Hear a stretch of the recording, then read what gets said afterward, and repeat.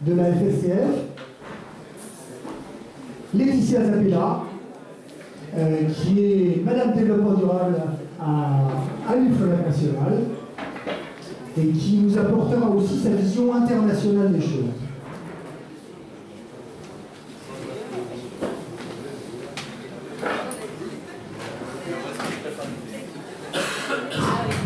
Nous en sortons mieux sur cette deuxième partie, puisque vous noterez que la parité est respectée. Vous noterez que je suis en dehors de l'estrade. 2 hommes, 2 femmes. Pour celle-là, c'est bon. Nous allons donc parler de label norme. J'ai envie de commencer par un homme, même s'il a une queue de cheval. Maël. Pourquoi je vais commencer par Maël? Parce que Maël, avec Fabienne Collans, que vous découvrirez pour celles et ceux qui ne la connaissent pas encore, fait partie de ces chevilles ouvrières du ministère des Sports qui se défoncent au quotidien pour faire rentrer le discours, pour observer les pratiques, pour les transformer au quotidien. Ils abattent un boulot, on a l'impression que cette mission développement durable, il y a 20 personnes dedans, ils sont juste un tout petit peu moins, il y a un 0 de moins, et ils abattent un travail énorme. Et notamment en matière de suivi, de décompte, d'identification, de formalisation, de rassemblement, de traitement, d'hierarchisation, de toutes les pratiques non, c'est pas trop quand même. qui se font en face. Donc je te laisse la parole en premier, Maël, parce que vous avez fait ce travail de recensement, vous avez fait cette étude, et vous avez eu cette approche par rapport aux différentes formes de labellisation, et je crois qu'il est important de commencer par ton regard sur ce qui existe, ce qui se fait en France à l'heure actuelle, et ton regard critique, bonne pratique, mais aussi limite du système. Oui, alors, le regard sur ces différents travaux du ministère des Sports. Alors, je vais juste rappeler, rebondir surtout sur quelque chose avec Denis, on a le jingle, on parle, qui avait été fait au départ par Denis Cheminade, sur la définition d'éco-responsable au ministère des Sports, et depuis le début, la définition d'éco-responsable, on est sur l'ensemble du développement durable. Vraiment sur les 3 piliers, voire 4 si on intègre la gouvernance. Et c'est important de le rappeler. Alors, moi, ça ne me dérange pas du tout. Ça ne me dérange pas du tout qu'on focalise sur l'aspect environnemental, parce que depuis des années, l'aspect social fait partie un peu des gènes même du mouvement sportif, même s'il y a encore beaucoup de choses à faire. C'est pas quelque chose qui est un peu traité dans le mouvement sportif depuis des années. L'aspect économique, voilà, on est sur des organisations même qui on n'est pas sur la recherche forcément de bénéfices. Voilà, il y a une certaine déjà une éthique qui est implicite. Alors, on focalise sur l'aspect environnemental, mais il faut savoir que pour nous, ministère des Sports, l'éco-responsabilité, une manifestation éco-responsable, c'est la prise en compte de l'ensemble des sphères sociales, économiques, environnementales et gouvernance selon les schémas qu'on prend. Juste dans la même lignée de cette petite réflexion, quand on essaye de parler au maximum d'amélioration de l'impact et pas uniquement de réduction de l'impact, parce que quand on parle social, on peut avoir un impact positif, et l'idée c'est plus d'améliorer l'impact que juste réduire l'impact qui renvoie souvent à l'impact environnemental et qui est forcément négatif dans l'esprit des gens. Donc voilà. Sur les labels, en fait, ça fait quelques années qu'il y a une multitude de labels qui existent, ou de normes, de trophées qui mettent en valeur, qui essayent d'évaluer les manifestations sportives, enfin le côté éco-responsabilité des manifestations sportives. Il nous semble important de rappeler qu'un label ou une norme, c'est un outil, et pas une finalité en soi. C'est un outil d'implication, c'est un outil d'aide à structurer sa démarche, mais c'est pas forcément une finalité en soi, dans le sens où une démarche de développement durable, c'est une démarche et non un état. À aucun moment, on peut dire, voilà, on est éco-responsable, on n'a plus à faire mieux. Voilà, ça a été dit plusieurs fois, hein, c'est une démarche d'amélioration continue. Donc voilà, c'est un petit peu important de le préciser, que le label est un outil pour impliquer et mettre en mouvement. Donc voilà, en gros, on a réalisé ce référentiel que vous trouverez sur notre site internet. Ce référentiel qui permet, c'est pas un jugement des différents dispositifs, c'est vraiment une caractérisation. C'est-à-dire qu'on ne va pas juger de la pertinence ou pas d'un label. Ce qui est important, c'est de trouver son dispositif en fonction de la dimension de sa structure, en fonction de son territoire. Il y a des dispositifs le trophée, le label Rhône-Alpes, qui est très pertinent, qui est très bien fait, et qui s'adresse à un territoire. Il y a on a parlé de l'ISO 26000 ou 20121, c'est des outils très pertinents, mais qui sont assez lourds à mettre en place, et qui, peut-être pour une petite organisation, ou qui est composée essentiellement de bénévoles, n'est pas forcément le plus adapté en termes de travail à fournir pour rentrer dans une démarche de labellisation ISO 26000 ou 21821. C'est quelque chose d'assez conséquent, donc on risque plus d'épuiser les bénévoles sur un travail comme ça, et derrière plus avoir d'énergie pour mettre en place des actions. Donc voilà, on a fait du coup ce travail qui permet à l'organisateur de sélectionner un peu l'outil, que ce soit le label CNO, le label triathlon durable et tout ça, l'outil de promotion, de structuration de sa démarche le plus adapté à son type de structure. Et dernier point que je voulais aborder en termes de positionnement de l'État, c'est qu'on n'a pas voulu développer au niveau de l'État un référentiel de critères, on n'a pas voulu développer un label ou une norme spécifique État, parce que le mouvement sportif on a déjà mis en place, plusieurs fédérations l'ont mis en place, des territoires l'ont mis en place. Donc voilà, nous on n'a pas voulu rentrer, et puis c'est pas forcément notre rôle, dans la mise en place d'un label. Je ne sais pas si tu veux que j'aille. Je vérifie juste que mon micro fonctionnait.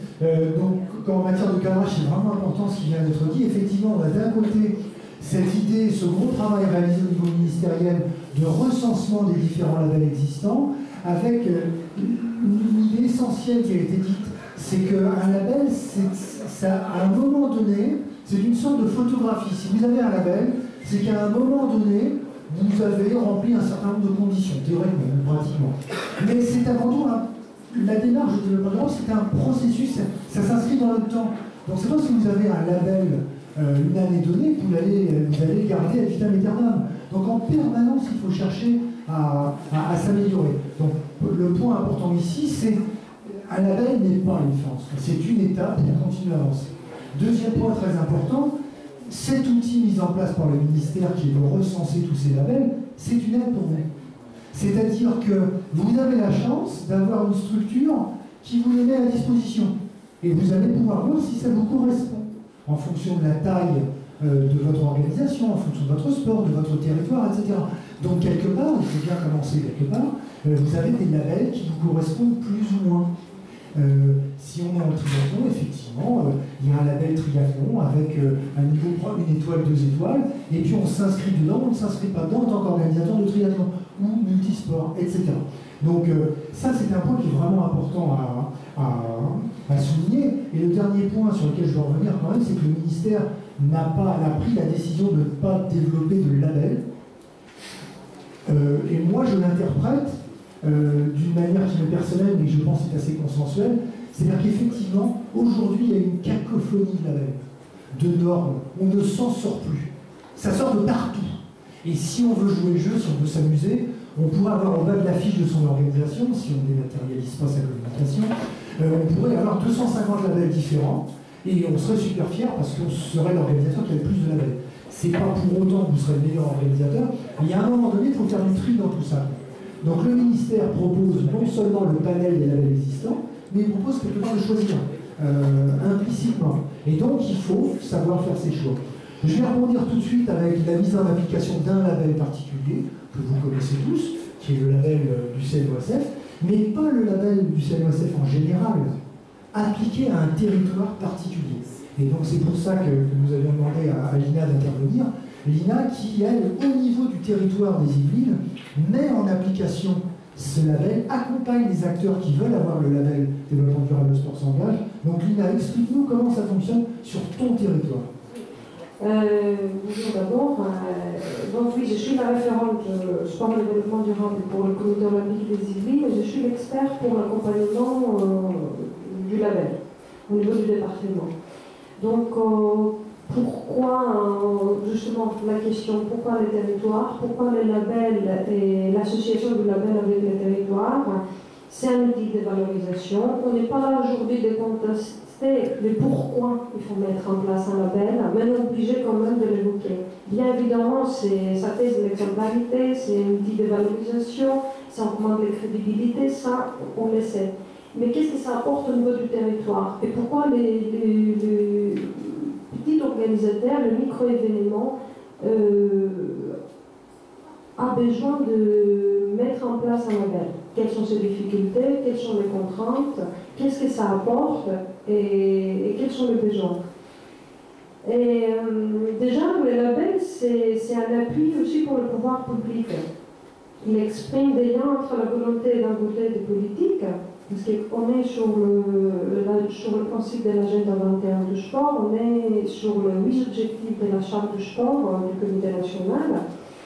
Mais en même temps, on répond aussi aux attentes des associations, donc des individus. Donc, parce que l'association, c'est quand même le territoire local. Donc on tisse les liens entre le pouvoir public et puis les tissus humains. On répond en fait aux besoins du public. Et en même temps, c'est un outil de reconnaissance de l'association vers l'extérieur. Ça lui permet de gagner en crédibilité auprès de ses partenaires. Et avant, justement, il a évoqué, Maël, que c'est le développement durable. C'est une démarche, c'est pas un état. Et nous sommes sur une démarche d'amélioration continue. Je pense finalement le plus difficile, c'est pas de déposer un label pour la première fois, mais c'est de renouveler cette demande. Parce que ce qui se passe, c'est qu'entre d'une édition à l'autre, on se croit fort, on se croit vraiment que voilà, on a pris le label, on est fort, on maîtrise. Et puis les difficultés qu'ils rencontrent avec les organisateurs, que c'est souvent, ils n'ont pas trop envie ils améliorent leur dispositif, mais ils sont loin de proposer un événement innovant, d'aller plus loin. Donc je pense que toutes les difficultés, c'est au moment du renouvellement. Déjà, je ne peux pas vous dire qu'il y a énormément de demandes de labels dans le département. Ça dépend des années, hein, on est 4, 5, mais après on travaille dans le temps. Donc ça se peut qu'il y en a un organisateur qui arrive, il a fait une demande, et puis pour 2014, mais on l'accompagne, on va déposer un label en 2015. Donc on est plus sur une démarche qualitative, sur une démarche d'amélioration continue que sur une démarche quantitative. J'attribue le label pour l'attribuer. Deuxième chose que je voulais évoquer, c'est qu'on est tout à fait conscient que le label, c'est un dossier complexe, chronophage, peut-être mal constitué. L'organisateur ne sait pas où poser l'action. Parfois, il y a une répétition dans les actions. Et on dit que j'en suis une démarche qualitative, mais parfois, quand il faut inventer les indicateurs d'évaluation, ils ne sont pas très visibles et c'est assez difficile. Donc, parfois, on a un découragement des organisateurs, mais justement, l'objectif, c'est de gagner l'organisateur à sensibiliser un maximum de personnes. Et nous, à la rigueur, c'est qu'avec l'accompagnement, en fait, qu'on peut travailler correctement. Donc, nous, on propose l'accompagnement, peu importe le projet. Et quand ça concerne également le renouvellement, quand on voit que le projet ne fonctionne pas très bien et que l'organisateur n'arrive pas à améliorer son dispositif, et on propose également l'accompagnement avant de donner le label. Et donc, d'autres éléments, c'est déjà accompagner alors la structure par un expert. Souvent, travailler sur la gouvernance, ça c'est notre problème. Souvent, la demande est portée par une seule personne. C'est très bien, mais le seul problème, c'est que quand il n'y a pas une équipe qui travaille dans le temps, et on se décourage et puis après on arrête. Donc l'objectif, c'est travailler sur la gouvernance, mais travailler sur la communication également. Il a une tendance de déposer un label dernière minute. Et c'est un peu dommage parce qu'on perd toute la campagne de communication avant le projet. Et puis, structurer le projet bien avant la demande. Il faut donner une réelle stratégie et l'améliorer dans le temps. Je pense que le label, permet également, je pense, d'engager les actions et de déterminer la dominance de notre projet. En faisant avec la démarche du label, ça nous oblige de voir quelque part on est plus fort sur le domaine environnemental, ou on a une dominance sur un tel ou tel domaine. Donc à la fin du label, on a une démarche structurée, on sait plus ou moins la tendance de notre projet, et ça nous permet de s'améliorer dans le temps et dire voilà, j'ai une visibilité au niveau du volet environnemental, mais il faut que je travaille plus sur mon volet économique. Et je pense, le dernier, j'ai évoqué, c'était surtout une difficulté sur quand on fait les bilans de l'opération à la fin du label, il faut avoir vraiment un regard neutre. Et souvent, l'organisateur, il abandonne l'événement. Il le fait une année, mais la deuxième année, c'est beaucoup plus difficile. Et là, je ne parle pas pour une grande opération, donc il cherche la visibilité. Je parle pour un micro-événement. Et là, il faut vraiment motiver. On est sur la motivation, on est sur l'accompagnement. Il faut vraiment gagner l'organisateur et comprendre les pourquoi. Pourquoi il a monté la label. Donc moi, ma première question, quand j'ai un organisateur, c'est pourquoi cette décision? Quel est votre choix? Il y a une volonté professionnelle souvent pour monter un projet éco-responsable. Il y a bien sûr les anneaux olympiques. Donc c'est important l'engagement personnel pour aller plus loin. Voilà quelques sorts, en passant diagonale, en fait, toutes les difficultés rencontrées et des besoins aussi exprimés par rapport au label. Donc, je ne sais pas s'il y a quelqu'un dans le public après par la suite qui a dû forcément monter un label, on peut en discuter. Voilà. Merci. En fait, il y a un certain nombre de points très importants qui ont été évoqués ici. Et donc, bien sûr, cette notion d'étape, le label, ça n'est qu'une étape. Et la difficulté pour un organisateur de se positionner par rapport à un label, c'est que le label, il existe, l'organisation existe ou pas. Comment se fait l'interface entre les deux? Et donc, d'où l'importance de, moi je répète en permanence cette idée d'histoire. Il doit y avoir une histoire. Si vous n'avez pas d'histoire à raconter, il n'y a pas de sens. Et s'il n'y a pas de sens, il ne peut pas y avoir d'évolution, vous ne pouvez pas séduire, vous ne pouvez pas emporter. Et donc, le label, ça correspond à un panorama de ce qu'il faudrait faire pour être éco-responsable. Tout à l'heure, on n'en a pas parlé, mais l'organisateur du tournoi de Seine-et-Marne disait « Moi, l'environnemental, je ne suis pas tombé dedans. Je disais en aparté, moi, c'est le social qui m'intéresse. Au départ, ce n'est pas l'environnemental. » Donc, il est entré par l'environnemental, par le social, dans le développement durable. Et donc, ce que disait Lina, qui est très important, c'est que ce label qui n'est pas dans l'absolu, il y a des critères d'évaluation qui correspondent à un label, et de désignation et de maintien, de conservation du label, eh bien, vous allez avoir des dimensions qui ont trait à l'environnemental, d'autres au social, d'autres à l'économie, d'autres à la gouvernance. Et ce label, il vous permet de vous positionner en tant qu'organisateur. C'est-à-dire que vous allez faire l'effort la première année de demander ce label, vous allez suivre, et c'est très chronophage, c'est fatigant, c'est administratif, etc. On en est tous conscients et on est d'accord là-dessus. Seulement, ça apporte quelque chose de considérable. Ça vous donne une espèce de radiographie de ce qu'est votre organisation. Et à la fin, chose que vous n'êtes peut-être pas capable, vous, d'identifier, parce que comme les sportifs, comme les entraîneurs, on est la tête dans le guidon.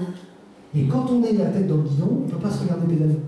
Donc on a des outils, et les labels en font partie, qui vous permettent d'être beaucoup plus performants sur la lecture que vous avez faite de la manifestation sportive que vous organisez. Et bien à la fin de la première année, vous regardez, waouh, on a fait fort, les déchets, les transports, machin. Alors par contre, sur le plan social, on n'a pas 2 items sur 15 qui ont été remplis. Comment ça se fait? Ça, c'est le premier point qui est hyper important. Deuxième point qui est, oui. La complexité du dossier, c'est que je pense que c'est important de dire que parfois il ne faut pas rester figé sur le document tel quel. Que ce soit un label, une norme. À un moment donné, il faut aller à la rencontre de l'organisateur. Et on ne peut pas traiter un dossier à distance. Bien évidemment, c'est un dossier. Il faut déposer comme un dossier, il faut la matière. Mais ce qui compte, c'est la rencontre avec l'organisateur et son engagement humain, social, environnemental. Donc souvent, ça m'est arrivé de voir un dossier et de dire non, c'est pas possible, on ne peut pas avancer. Et puis de les rencontrer et réaliser qu'ils faisaient beaucoup plus par rapport à ce qui était marqué dans les dossiers. Donc il ne faut pas rester figé sur les cases, mais il faut aller au-delà du dossier et être à la rencontre du projet. Et là, on touche un point essentiel qu'on a déjà abordé dans la table ronde numéro 1, c'est l'échange, la communication. Parce que si vous n'allez pas à la rencontre de l'organisateur, ou si l'organisateur ne va pas à la rencontre de la personne ressource, en l'occurrence sur le 78, l'INA qui est en charge du suivi développement durable et notamment de la labellisation, eh bien vous ne pouvez pas dépasser les contradictions du moment, les blocages du moment, etc.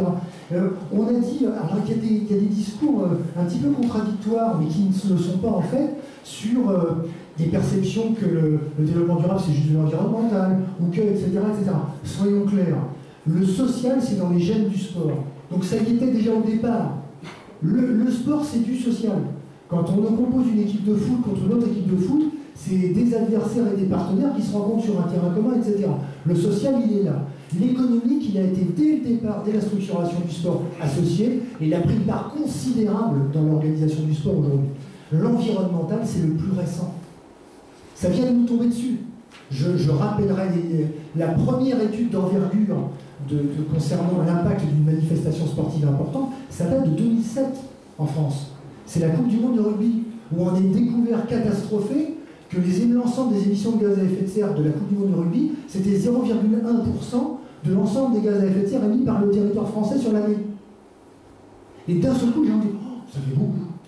Et on a commencé à se poser la question de l'impact environnemental du sport. On va au-delà du déchet quand je dis ça. Donc, il y a un retard historique de l'environnemental par rapport au social et à l'économie. La gouvernance, c'est encore un autre dossier.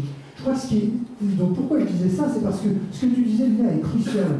C'est-à-dire que quand vous avez une grille d'évaluation face à vous, pour voir si vous êtes dans les clous par rapport à un label, eh bien, il y a ce que vous lisez, ce que vous comprenez de la grille, donc il y a déjà un défaut d'interprétation, il y a la difficulté pour une grille à être complète, et puis il y a le fait que parfois vous faites de la prose sans le savoir, comme M. Jourdain, quoi. C'est-à-dire que vous faites du développement durable, et vous ne l'avez même pas identifié comme du développement durable. Et donc il y a des gens qui ne demandent pas de crédit, il y a des gens qui n'ont même pas intégré le fait qu'ils avaient un point fort dans leur organisation, qui pouvait être social par exemple, ils ne l'ont pas intégré, donc ils ne peuvent pas le valoriser. Et ce que tu as dit, Lina, est hyper important, c'est-à-dire que si on fait un truc à l'arrache, en dernière minute, on demande à la veille, eh bien on ne bénéficie pas de tout le travail en amont qui peut être fait en équipe pour réfléchir à ce qu'on veut faire, et tout le travail en aval pour préparer l'année suivante et pour communiquer sur le label.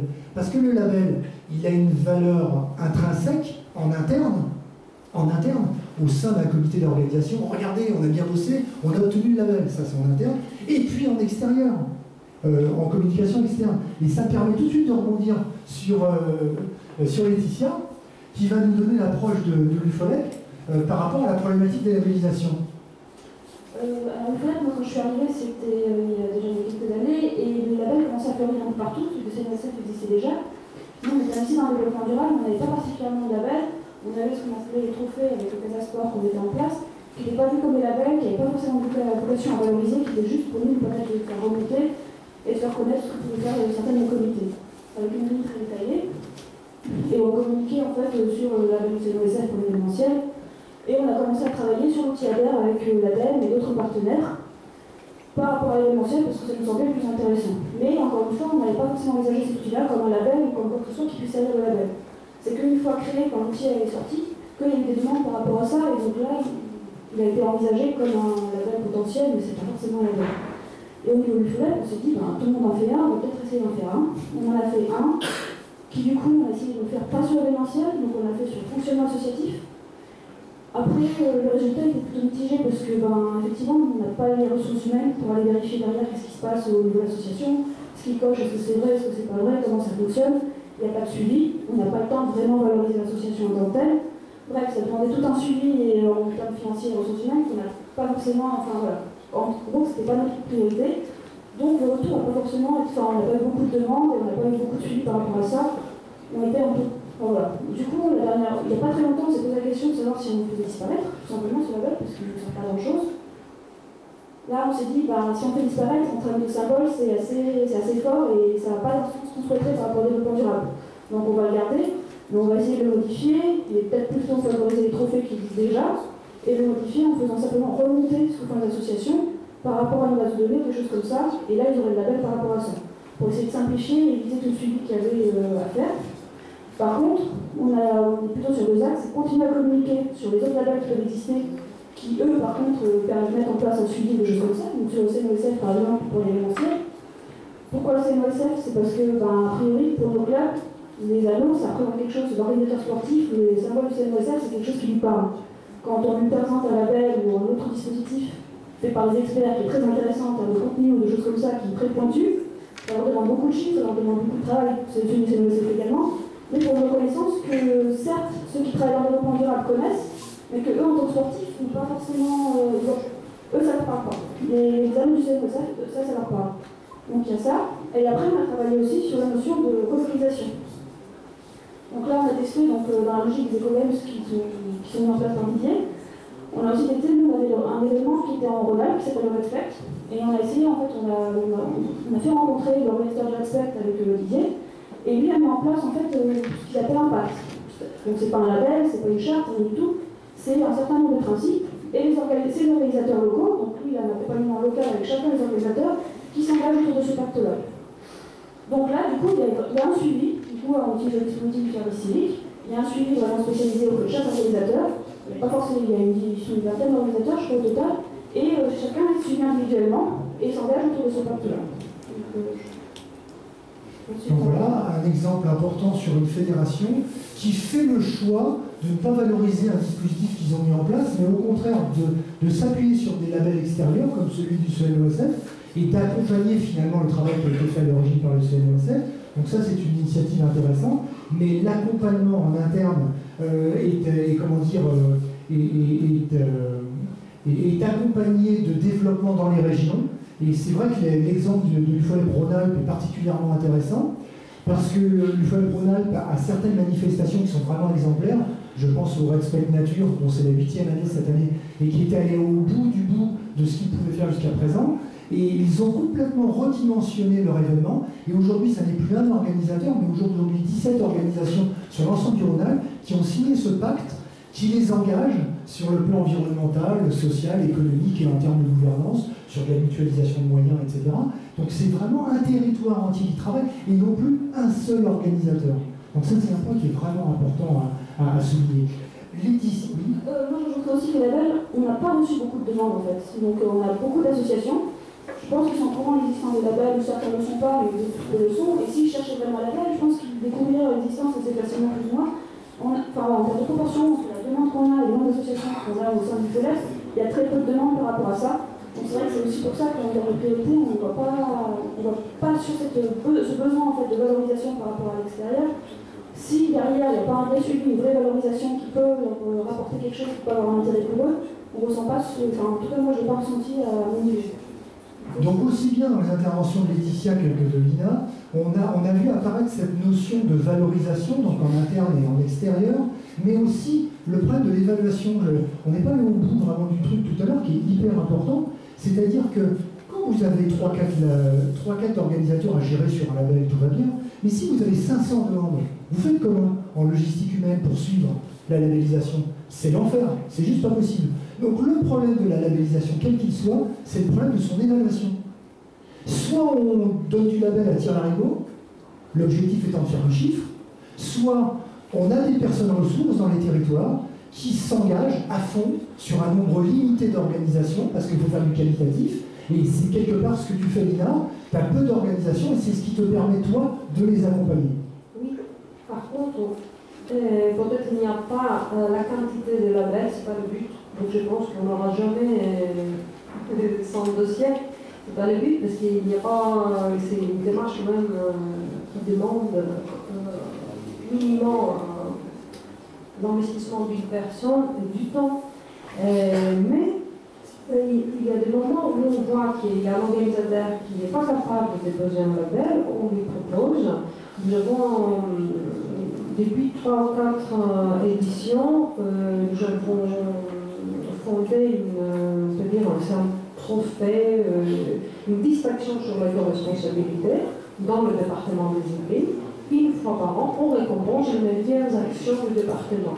Donc quand on voit que l'organisateur n'entre pas dans le dispositif du label, on essaye en fait de l'accompagner avec la distinction, les valoriser pour aller plus loin et puis par la suite peut-être monter un label. Mais donc il y a des différents niveaux. Le label, c'est pas pour tout le monde. Hein. Le label, c'est quelque chose, j'ai envie de le faire parce que j'ai envie de m'investir. Et ça n'est pas le projet d'une personne, ou ça peut l'être à l'origine, mais pour qu'un projet perdure, il faut qu'il soit accompagné par une équipe entière. Donc il faut partager, il faut communiquer pour que l'ensemble d'un comité d'organisation s'engage dans le développement durable. Maël. Oui, alors en fait, en écoutant les différentes interventions, là, je réfléchis à voix haute, hein, mais j'ai l'impression qu'il y a 4 besoins en fait des organisateurs sur ces démarches-là. C'est être accompagné, aider à structurer son plan d'action, sa stratégie, évaluer, valoriser, du coup. On a parlé beaucoup de labels, mais il y a les trophées aussi. Il y a le trophée sport responsable de Generali aussi, voilà, plusieurs trophées. Et puis, dernier point qu'on entend moins, mais il y a aussi fédérer en interne, créer la dynamique. Ça, autour d'un projet, d'un label, d'un trophée, ou d'une démarche, ou juste d'une évaluation. Le bilan carbone, c'est pas du tout un label, mais le fait de faire un bilan carbone, ça fédère en interne. On connaît déjà les résultats, c'est 90% les transports. Mais ça a cet avantage-là de fédérer en interne et de crédibiliser sa démarche. Donc il y a ce quatrième besoin. Et effectivement, le label, il répond à un certain nombre de besoins. Certains labels répondent à 4 besoins, mais c'est pas parce qu'on a un seul des besoins, ce qui est évalué, qu'il faut partir dans une démarche de labellisation avec voilà, une production de rencontres. Et il y a des outils, Laetitia a parlé de l'outil ADER, qui est très bien fait, qui permet assez facilement, en 2 heures de temps, de faire son autodiagnostic. Et ça répond à son besoin. Et il y a peut-être, c'est une des raisons pour lesquelles il n'y a pas forcément une pléthore de demandes de labellisation, c'est parce qu'il y a déjà besoin de connaître son résultat, son évaluation, et l'outil ADER en est un. Du coup, je rebondis à parler d'une expérimentation d'un outil qu'on est en train de mettre en place en partenariat avec le Pôle ressources nationales des sports de nature et Mission Sport et Développement Durable. C'est un outil d'évaluation globale des retombées d'une manifestation sportive. Et on évalue à la fois les retombées économiques, le bilan carbone et les retombées sociales. Sur l'aspect social, on n'est pas sur l'employabilité, on est sur le bien-être du participant. C'est un outil que, voilà, ça fait déjà des années que toute la méthodologie d'impact de retombées économiques est développée, est testée et validée, puisque maintenant c'est la méthode qui fait foi au ministère de la Culture, des Sports et au ministère du Tourisme. Bilan carbone, on a développé un outil spécifiquement bilan carbone événement sportif qu'on met à disposition d'ailleurs de toute personne, de toute organisation à but non lucratif. Et puis une évaluation d'impact social. Donc, on a fait un outil qui englobe ces 3 volets d'évaluation. Et là, c'est peut-être un appel à la contribution, mais on est encore en train de le peaufiner, cet outil, et on cherche des expérimentations, des événements qui veulent rentrer dans cette démarche d'évaluation, qui veulent mettre en place cette évaluation sur leur manifestation. Et je vous invite à venir me voir après coup s'ils veulent rentrer dans ce dispositif.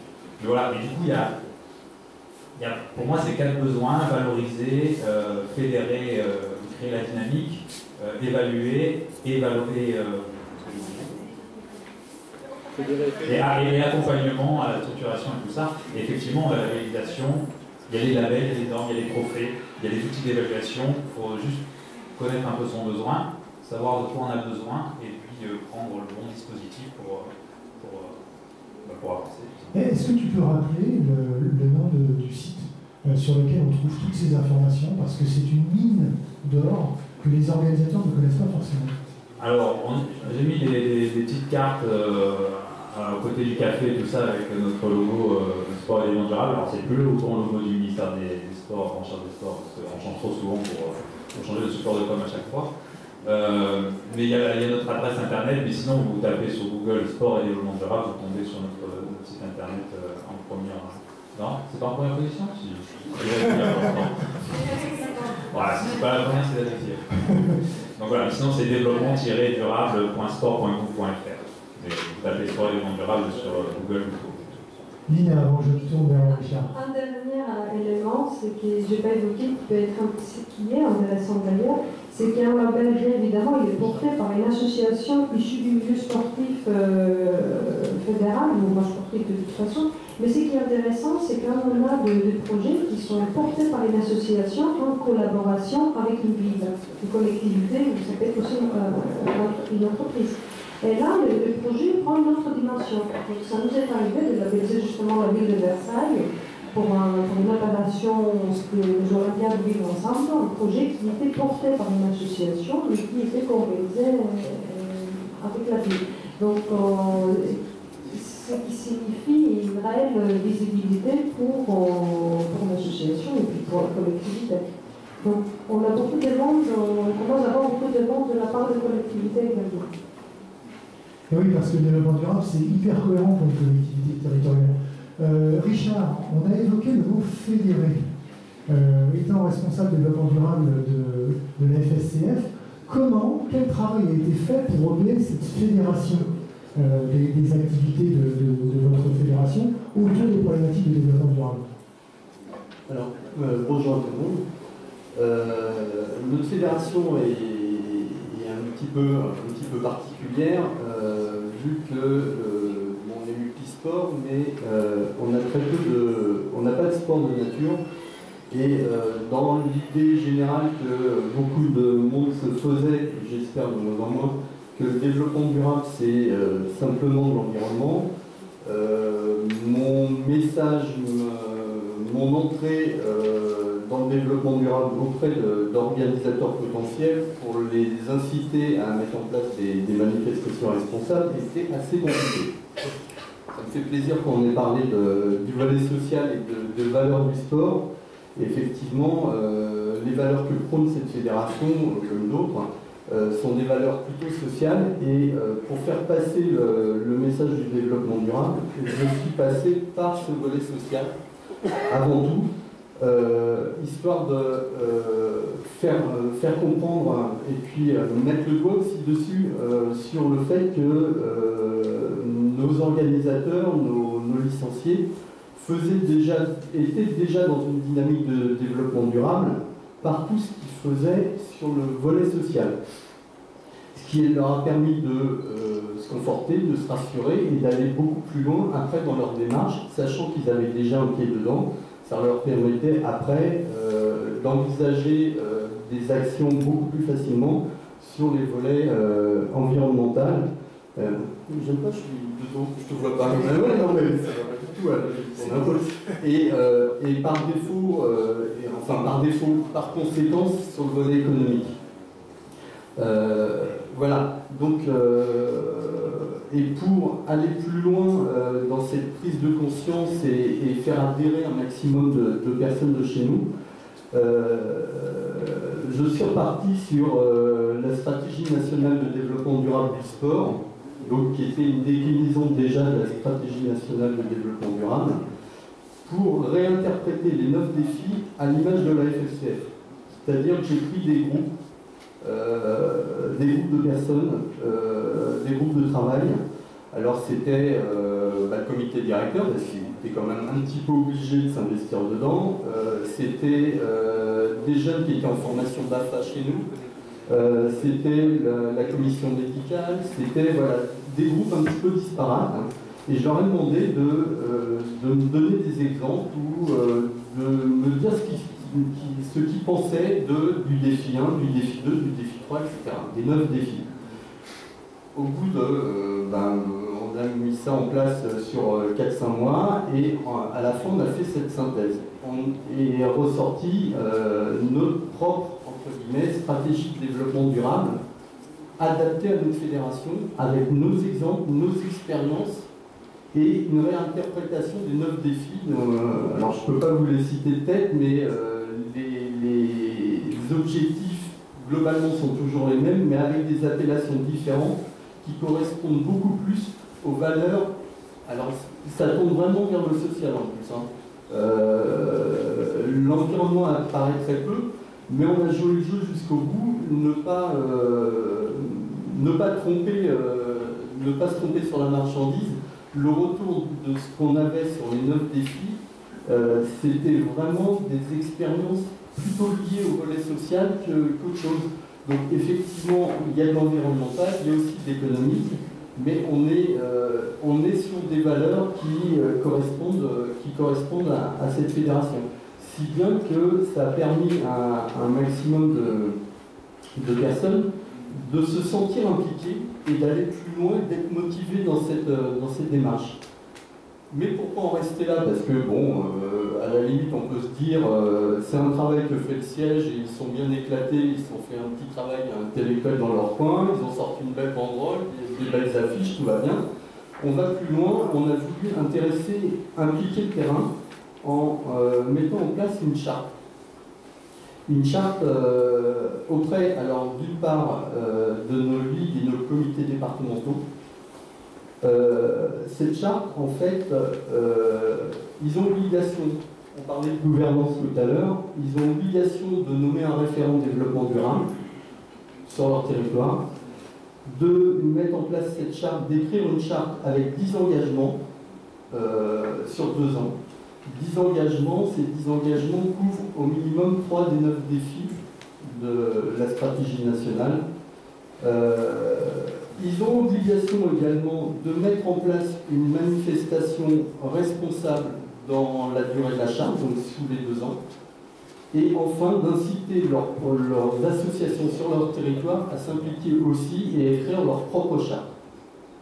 Alors, dans la charte, on s'est posé la question au début, est-ce qu'on leur facilite la tâche en leur donnant une liste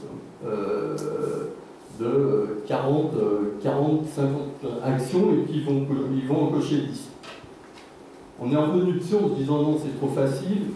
Probablement, il y a toujours des petits malins qui vont prendre des 10 plus faciles et puis on va se retrouver avec toujours les mêmes chartes. On a préféré laisser libre cours au terrain, faire un travail de sensibilisation, d'information au préalable auprès de ces personnes-là. Et puis de les laisser parce que l'imagination et l'expérience du terrain nous fait aussi récupérer un certain nombre d'actions auxquelles on n'aurait pas forcément pensé. Et concrètement, retour d'évaluation, est-ce que vous récupérez l'ensemble de ces chartes des clubs? Comment vous êtes à quelle phase? On récupère effectivement des chartes. Alors c'est tout bête, hein. Les chartes en fait c'est juste un mail, un format Word qui nous renvoie. Ça passe en jury, on regarde effectivement, alors le plus simple, on est sur au moins 3 des 9 défis, et si ces actions correspondent à quelque chose, si c'est vraiment crédible, si ça peut se mettre en place, parce qu'il y en a qui jouent le jeu en partant sur des actions qui sont a priori pas réalisables sur 2 ans. Donc allez, revoyez un petit peu à la baisse, ça ne sert à rien de taper trop haut, ça risque plutôt de démoraliser, de casser l'élan qui naît. Donc on préfère, parce que cette charte est renouvelable, je l'ai dit tout à l'heure, puisque cette charte est renouvelable, on préfère que ceux qui adhèrent partent sur des bases peut-être de bas niveau, pourrait-on dire, mais au moins ça leur donne la motivation pour aller plus loin et renouveler leur charte derrière. Donc on est sur le processus, quoi qu'il arrive, qui s'inscrit dans la durée. Oui, tout à fait. Mesdames, messieurs, c'est à vous. C'est super, je vois plein de mains qui se lèvent, ça me plaît. Combien de micros qui tournent dans la salle? Aucun pour l'instant? Alors allez-y, vous pensez vous présenter pour l'enregistrement? Bonjour, Martin Soir de la Fédération française de pays d'État. Je voulais faire quelques petites remarques justement sur les labels qui sont accordés au monde d'ailleurs. Et même en tant qu'événement sportif, organisation sportive, je pense que c'est peut-être parfois un peu facile de faire du social juste parce que ça s'appelle événement sportif. Tout de suite, la classe sociale est remplie. Vu qu'on va investir des frais et qu'on a un bilan équilibré, le bilan économique le côté économique est rempli. Il suffirait de mettre quelques gosiers recyclables et du tri des déchets pour avoir un label durable. Je pense que le côté développement durable faudrait peut-être plus insister vraiment sur comme vous l'avez souvent souligné, sur le côté social et vraiment avec des actions concrètes et non justement l'association sportive c'est suffisant ou une accessibilité PNR sur un lieu sportif soit suffisant pour obtenir un label développement durable. Je pense que déjà, tout le monde fait du social. Le problème, c'est pas si on fait du social ou pas, est-ce qu'on est capable de valoriser cette action. Et souvent, quand les organisateurs commencent à réfléchir, de toute façon, monter un label, ou ça peut être un label ou une autre démarche, ils ont plus ou moins la difficulté de dire, en fait, on fait tout ça, on fait du social. Et quand sur le plan économique, moi je ne suis pas trop d'accord, je trouve que c'est assez, on est loin de faire des réelles actions sur le plan économique. Et puis sur le volet environnemental, oui, il y a bien sûr des actions avec les gobelets, les déchets, mais je ne pense pas que c'est suffisant. On est loin du compte de dire voilà, qu'on a un réel engagement. On a deux choses différentes là, qui se complètent. Effectivement, on a d'un côté ce que moi j'identifierais en raccourci comme du greenwashing, c'est-à-dire le fait que je fais du développement durable parce que je mets une moquette verte dans ma ligne d'arrivée et j'ai mis des plants de truffaut autour de la zone de remise en récompense, donc ça c'est du développement durable. Non, c'est pas du développement durable. Et ça rejoint ce que tu dis par rapport à cette réflexion, à ce processus dans lequel on s'engage. C'est pas de l'artificiel, c'est pas du superficiel, c'est pas du saupoudrage, c'est le contraire, c'est une démarche. Donc une démarche, ça prend du temps. Ça part d'un endroit, ça va à un autre, ça prend du temps, ça mobilise les énergies, les personnes, et c'est de ça dont il s'agit. Donc la remarque est vraiment très très bonne parce que on est parfois sidéré. Je participe par exemple à plusieurs jurés qui donnent des trophées pour le développement durable, et parfois on est sidéré par la pauvreté de certains dossiers. Parce qu'ils n'ont tout simplement pas intégré ce qu'était le développement durable.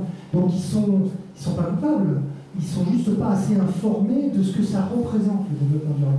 C'est-à-dire oui, on fait du social dans le sport, mais c'est pas parce qu'on est deux équipes sur un terrain de foot qu'on fait du social. Enfin, je veux dire, le développement durable, c'est au-delà. C'est des gratuités pour les personnes en difficulté, c'est des accès prioritaires pour certaines personnes qui n'ont jamais accès, c'est des programmes développés spécifiquement pour des populations, etc. etc.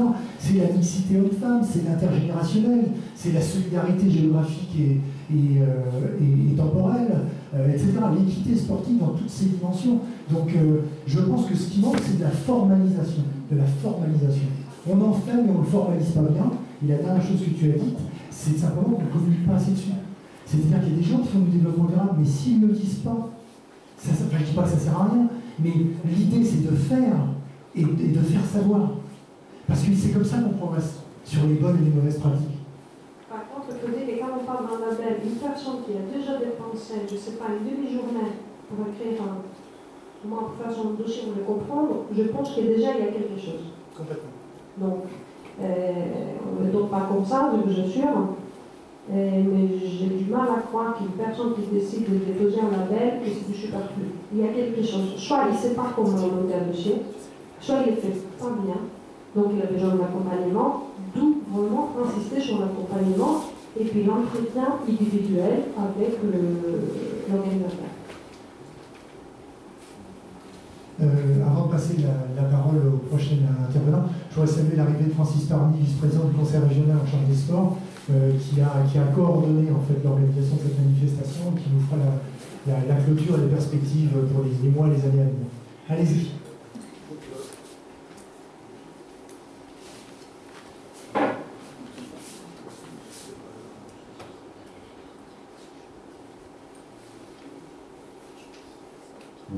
Ça y est. Bonjour, je représente Karim Tabouri, je travaille pour la vidéo au service de la coordination des centres sociaux. Et je suis étudiant en CLEPS 92, je suis en train de travailler sur le PSGEPS. Donc ma question, mon interrogation, ça va envers l'agent du ministère de la Jeunesse et des Sports.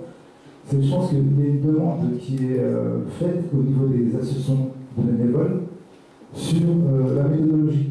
C'est comment monter une action de développement durable qui ait vraiment du sens. Moi, je pense que dans le jeunesse et sport, il y a aussi l'éducation populaire. Je pense que ce ministère a un rôle à jouer par le biais aussi des directions régionales et des directions départementales sur la transmission d'un savoir-faire qui pourrait profiter à l'ensemble de la population et participer au bénévolat de compétences. Et j'avais une autre question, parce que moi je me sens un peu perdu par la multiplication des labels. Et après je me pose la question, comment la personne va se repérer, label Intel, label rouge, label ceci, label ça. Et je pense que l'État a un rôle aussi à jouer pour définir certaines modalités pour que l'association qui puisse bénéficier de ce label puisse avoir du mécénat, puisse avoir du sponsoring pour réaliser de véritables actions de développement durable qui incluent vraiment du social par rapport à son quartier, par rapport à sa ville, par rapport à des actions, par rapport à des problématiques de quartier. Parce que pour moi, c'est vraiment pas suffisant le fait qu'il y ait deux personnes, deux équipes qui jouent au foot, donc c'est du social. Pour moi, ça n'a aucun sens. Je pense que si on peut croiser par rapport à l'IDH, l'indice de développement humain, ça peut être quelque chose qui a du sens. Du fait que les personnes qui participent à la compétition, le public qui participe à la compétition, toute la pédagogie qui va être faite au niveau de ça, comment on va communiquer là-dessus, ça va permettre de participer à une prise de conscience globale. Et c'est là qu'on va pouvoir un petit peu essayer d'évoluer, d'avancer sur du progrès social. Parce que je pense qu'il ne faut pas avoir des critères à minima, sinon, pour moi, depuis le début, je participe à ce collègue, le terme développement durable est un galvaudé. Donc il faut vraiment fixer des critères clairs. On a tous, je pense que l'ensemble des participants a cette envie de faire quelque chose, de vraiment connaître les véritables règles, et vraiment d'être dans l'action. Merci. Donc là, vous anticipez déjà sur la table ronde numéro 3, qui sont les solutions, les outils concrets sur le terrain pour vous faire avancer dans votre réflexion. Maël, pour répondre à la question. Oui, alors en fait, il y a plusieurs questions. Donc, juste peut-être pour porter à votre connaissance quelques travaux qu'on a mis en place.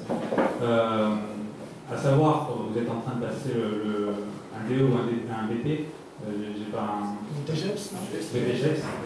Il faut savoir que le ministère des Sports là, a mis en place, a intégré l'éducation à l'environnement et au développement durable dans toutes les formations jeunesse et sport. Donc normalement, c'est en train de se mettre en place. Le livret référentiel de tous les diplômes est en train d'être finalisé et finalisé. Et normalement, il n'y a plus aucune formation jeunesse et une formation sport, c'est-à-dire DE, BAFA, BP, qui n'intègre pas une partie de sa formation sur les notions d'éducation à l'environnement et de développement durable. Donc voilà, c'est une première chose qui a été mise en place. Deuxième chose, on a créé, pour toutes les personnes qui ont déjà eu des diplômes, un outil pédagogique à destination des éducateurs sportifs pour savoir comment parler, comment intégrer ces notions d'éducation à l'environnement et de développement durable dans les séances pédagogiques. Donc il y a un outil qui est à disposition, c'est des fiches pédagogiques tout simplement, qui sont téléchargeables et utilisables sur toujours notre centre de ressources. Donc voilà. Et après, il y a une autre. Je comprends ce besoin de mettre en place des critères avec des niveaux. Mais c'est toute la problématique de l'évaluation en fait. À quel niveau on met le fait qu'on est exemplaire ou on ne l'est pas? À quel moment on dit qu'on est éco-responsable ou pas? On revient sur la problématique d'évaluation et du coup de validation d'un état et pas d'une démarche d'amélioration. Quelqu'un un club qui est au début de sa démarche, n'a jamais rien mis en place sur ce sujet-là. S'il met quelques petites actions en place, c'est déjà un premier pas. On va lui demander d'être exemplaire dès le début. Donc, mettre des seuils, finalement, ça devrait exclure ce début de démarche chez un acteur, un club, un organisateur. Et c'est toute la difficulté des labels, en fait. C'est plutôt labelliser une démarche plutôt qu'un état où il y a un seuil et là on est bon, là on n'est pas bon, là on est au-dessus, on a plus besoin de faire mieux et en dessous on n'a rien fait. c'est trop binaire à notre sens. C'est proportionnel à la taille de la sauce. Bien sûr. Alors des critères de proportionnalité, oui, ça se fait, mais après c'est toujours pareil. Alors, pour répondre en fait, peut-être un peu plus, on a essayé de le faire, et vous trouverez sur notre centre de ressources une grille modèle avec une sorte de seuil. En fait, on a pris par grande thématique, voilà, le changement climatique, le social, tout ça. Et on a listé un petit peu les actions, un certain nombre d'actions, un certain nombre de leviers d'action à mettre en place. Et on a fixé des seuils de nombre d'actions à mettre en place par thématique. Parce que la problématique aussi, c'est si on fait que du social, est-ce qu'on est éco-responsable? Non. On est sur l'ensemble de la démarche de développement durable. Donc il faut qu'il y ait, sur l'ensemble des thématiques, qu'il y ait un effort de fait. Donc voilà, on a essayé de prendre chaque thématique, de lister les leviers d'action à mettre en place, et puis mettre un certain nombre de seuils. Enfin, non, pas un seuil par levier d'action, mais un seuil par thématique. C'est-à-dire qu'il y a au moins besoin de faire 5 actions, s'occuper de 5 problématiques dans cette thématique pour pouvoir se revendiquer éco-responsable. Sachant qu'on est bien d'accord, je crois que vous l'avez tous compris, c'est un faux problème. C'est-à-dire, je reviens sur ce point essentiel, c'est une démarche. Donc, c'est une évaluation pas à pas. Vous vous engagez dans une démarche, mais c'est jusqu'à ce que l'on s'en suive. Mort de votre organisation ou mort de vous-même ou de vos ayants droit, etc. C'est-à-dire qu'une fois que vous êtes dedans, vous n'en sortez plus, quoi. C'est ça le développement durable. Et donc, la notion de seuil, pour moi, elle n'a pas de sens, elle est nécessaire pour la compréhension de la logique. Parce que le système scolaire français, il y a des notes, on passe en classe supérieure, on passe pas, on a un diplôme, on l'a pas, donc il y a des seuils, mais c'est pas ça le problème. Le problème, c'est quoi le développement durable? C'est une démarche, c'est un art de vivre, c'est une philosophie, c'est une éthique, c'est quelque chose dans lequel on s'engage, et on s'y engage pas à mi-temps, quoi. C'est-à-dire, moi je prends toujours le même exemple du gars qui fait les efforts tous les matins de couper l'eau quand il se brosse les dents pour économiser l'eau, il fait son geste. Et puis il est inscrit sur un 10 bornes sur route derrière, et puis il va gaspiller 5 litres de flotte sur 4 ravitaillements. C'est totalement incohérent. On n'est pas citoyen éco-sportif à part entière. On n'est pas citoyen éco en général à mi-temps, je veux dire. Donc c'est la démarche, et le moindre geste que vous faites, c'est déjà ça. C'est déjà ça. Et demain, il y en aura peut-être 2. Et le jour d'après, il y en aura peut-être 3. Mais c'est ça l'idée. Toujours, pas plus, mais toujours mieux. Il y a encore une question. Jean-Pierre Arnaud, je suis agent de développement en Franche-Comté, la Fédération sportive et culturelle de France. C'est juste un petit retour de terrain par rapport à ce qui était dit tout à l'heure.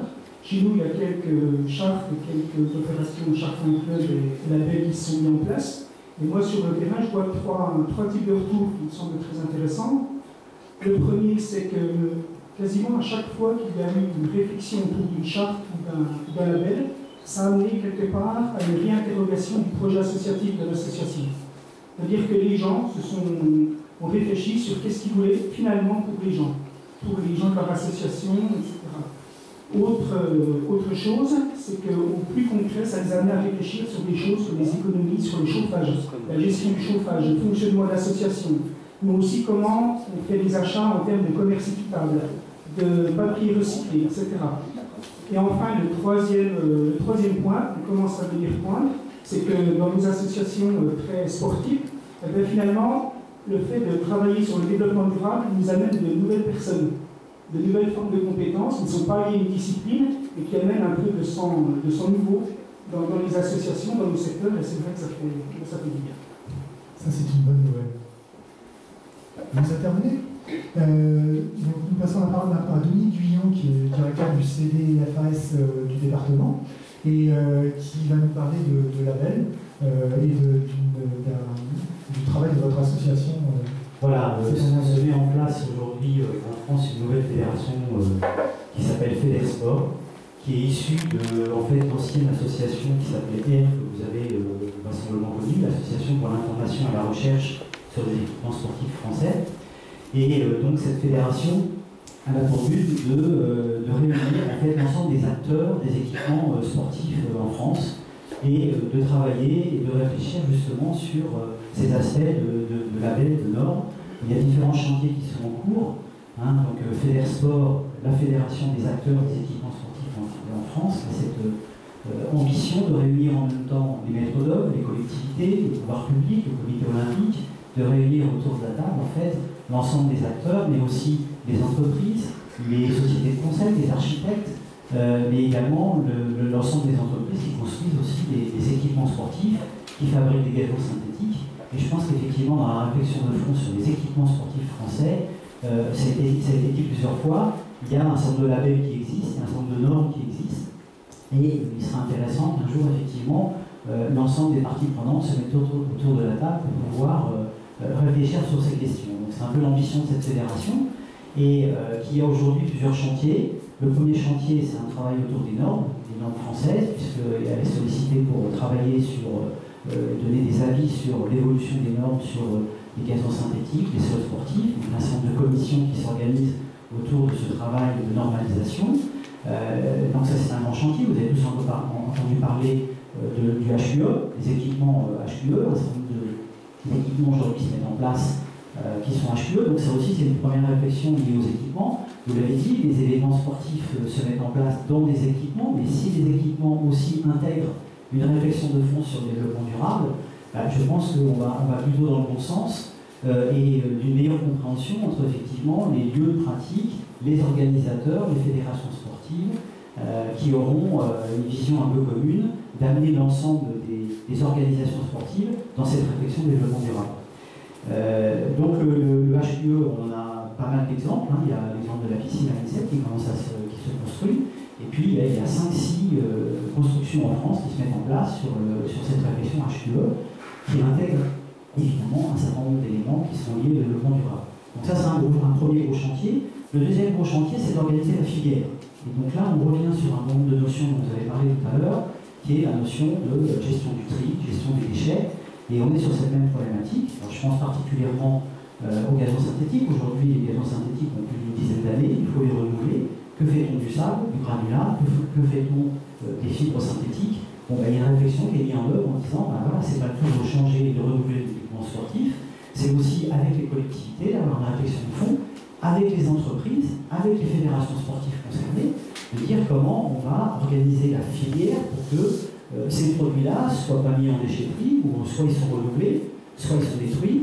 Mais aujourd'hui, il y a encore des entreprises qui mettent ça dans des camions et qui mettent ça dans des décharges ou qui traversent l'Europe pour les mettre dans des décharges dans le pays de l'Est. Bon, donc il y a une volonté d'organiser cette filière pour qu'on puisse effectivement avoir cette réflexion de cycle de vie des produits et des équipements sportifs pour qu'on puisse effectivement avoir des équipements qui soient durables et responsables. Mais en relation avec les fédérations, avec les pouvoirs publics, avec le comité olympique, avec les entreprises aussi qui fabriquent, là il y a un vrai travail en commun à mettre en œuvre. Donc ce travail est mis en œuvre avec évidemment le ministère des Sports, il est mis en œuvre aussi avec l'ADEME, et donc les commissions travaillent aujourd'hui sur ces normes, sur ces évolutions de traitement des déchets. Et je pense qu'il faudrait intégrer dans cette réflexion, effectivement, sur des bases d'aujourd'hui, qui est effectivement de dire qu'est-ce qu'on fait aussi de l'ensemble de l'organisation des déchets, comme vous l'avez fait au niveau des organisations sportives et des événements. Troisième gros chantier que cette fédération met en œuvre, c'est l'idée de créer un label. Alors, vous en avez parlé, donc c'est vrai qu'il y a de nombreux labels qui ont été mis en œuvre en France, le CNOSF, il y a des crosses avec l'ADEME aussi, qui ont mis en place un certain nombre de labels. Et nous, on est sur une réflexion aujourd'hui de créer également en France un label, mais plus sur les équipements sportifs, dans lequel on va retrouver un certain nombre d'éléments dont a parlé Denis Cheminade ce matin, puisque cette fédération baigne dans les normes, et on se dit, mais est-ce qu'il ne faut pas essayer de faire un lien entre les normes, les labels? On parle aujourd'hui du label de l'ISO 26000, de responsabilité sociétale des entreprises. On parle aujourd'hui aussi de cette nouvelle norme qui va sortir sur l'éco-événement, sur les événements, le développement durable dans les événements, la ISO 20121. Alors c'est vrai que les normes, c'est compliqué, ça demande une démarche, un processus, l'amélioration continue, donc c'est un peu complexe. Et on se dit qu'il faut, comme vous venez de le dire, il faut accompagner. Il faut avoir peut-être une vision pédagogique des éléments et peut-être créer des labels qui permettrait à plusieurs niveaux, qui permettrait d'enclencher, le niveau 1 c'est enclencher une démarche, on s'engage à un certain nombre d'actions, puis un deuxième niveau on va un peu plus loin, et le troisième niveau c'est le tremplin pour éventuellement aller vers une certification qui peut être HQE, qui peut être ISO 9001, en termes de qualité de service. Et nous, cette démarche, on s'est appuyé sur les démarches écolabels existants au niveau européen, et on a effectivement la gestion de l'énergie, on a le traitement de l'eau et la qualité de l'eau, on retrouve les notions aussi de gestion du tri des déchets, on va retrouver ces aspects de communication, d'éducation et l'accueil des activités. Et donc dans l'accueil des activités, il y a aussi toutes les manifestations. Certains centres sportifs, il y en a qui sont spécialisés dans les manifestations, il y en a qui accueillent 70, 80, 100 manifestations par an.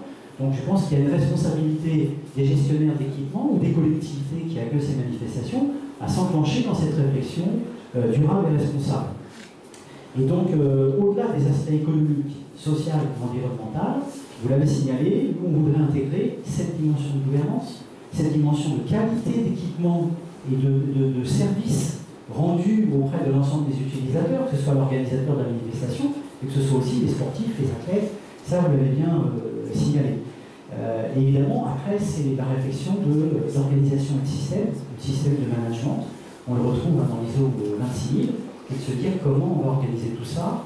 Vous avez parlé de parties prenantes, hein, et donc voilà, c'était juste une intervention pour vous signaler que cette fédération se met en place, hein, issue de l'anciennement R et la Fédération des Sciences Sportives. Donc c'est le challenge de réunir en même temps les collectivités, de réunir les parties prenantes, fédérations sportives, mais aussi les entreprises, et d'essayer de faire un travail en commun pour arriver à des équipements et des organisations de plus en plus responsables et durables. Super, merci. En fait, cette intervention dite clos de la table ronde numéro 2 constitue une parfaite transition pour la table ronde numéro 3 que nous aurons après la pause, puisque Xavier Parenteau, qui représente le Stade de France, qui fera partie de la table ronde, évoquera cette idée qu'on a peut-être tendance à oublier, c'est qu'il n'y a pas de manifestation sportive sans site d'accueil de la manifestation sportive, et autant faire en sorte que le site d'accueil de la manifestation sportive soit exemplaire. D'où l'importance des labels et des normes de type HQE et autres. C'est le moment de la pause, profitez-en bien. Excuse-moi, Didier. Pardon. Oh pardon, désolé, je suis désolé. Vas-y, Maël. Désolé. Juste, je voulais souligner ce que dit les deux dernières interventions, là, cette nécessité de mettre tous les acteurs, tous les parties prenantes autour de la table. Ce que tu as rappelé, on ne peut pas parler de tri de déchets sans avoir les utilisateurs et les collectivités et le gestionnaire de site.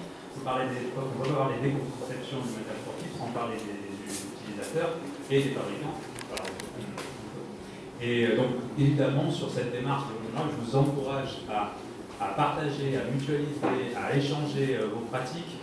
Il y a une initiative de Nicolas Dahan, les connexions, que je trouve formidable. Vous avez un atelier qui est dehors. Je vous encourage à aller le rencontrer. Il travaille depuis des années assez formidables. Et puis, si vous voulez continuer, on a une newsletter sport et développement durable sur lequel on diffuse nos newsletters, mais aussi on diffuse nos moments. On organise aussi des temps d'échange, des temps de mutualisation. Donc, je vous encourage aussi à venir sur notre site internet, vous inscrire à la newsletter pour être à jour, enfin voilà, pour être informé de toutes les informations qu'on relaie.